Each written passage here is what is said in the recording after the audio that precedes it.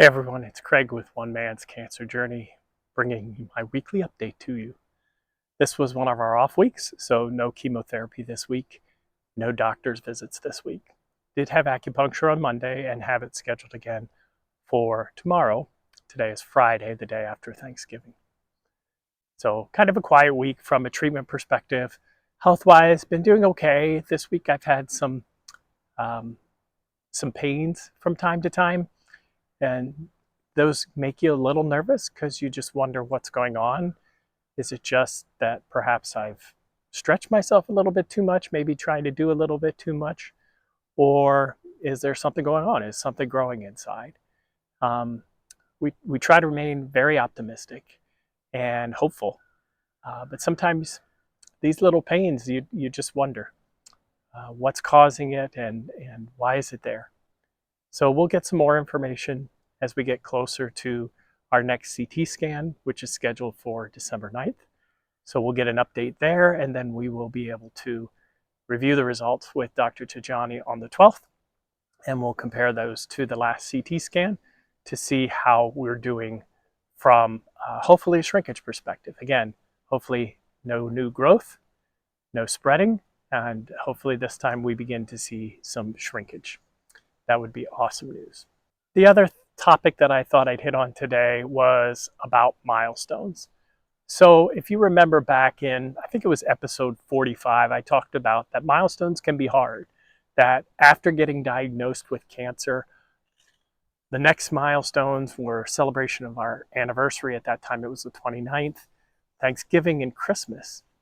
And the fear of the unknown, of not even knowing if I was going to be alive for those milestones, it was scary. And it made us think of milestones differently.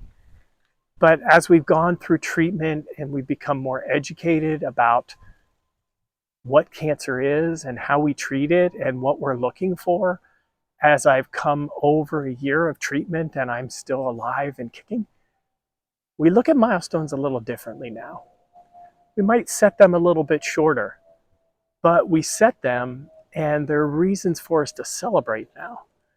So we think of things like Thanksgiving together as a family. Yes, Mariana had to work at the zoo, so we came up here to Gainesville and we cooked in her little apartment and had a wonderful Thanksgiving meal together. We look forward to Abigail's graduation on December 14th from the University of Central Florida, and we look forward to celebrating her graduation with another cruise from the 15th to the 19th. And right on the heels of that, we're going to celebrate Christmas again. This will be my second Christmas since I've been diagnosed with cancer, but I'm still alive and there's much to celebrate. And so while last year or earlier this year, milestones were a little daunting and maybe a little scary, we've grown over the last 6 months or so and really have begun to embrace milestones as a way to set smaller stepping stones and reasons to celebrate in my journey. And so today, I encourage you, if you don't have milestones, particularly as you're coming up on a new year here, a lot of people set goals, but think about it and don't make them the far off goals. Think about the things that you can do in the next month, 2 months, 3 months, and that when you complete it, there'll be a sense of satisfaction. There'll be a joy that brings to you. And so I would encourage you to think about setting smaller milestones and celebrating as you achieve those.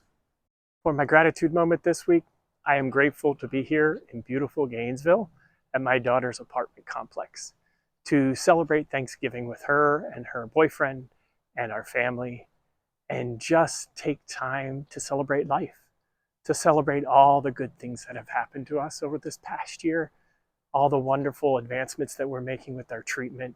Sure, we're not cured yet, but we're getting there, and we're celebrating each success as we come along.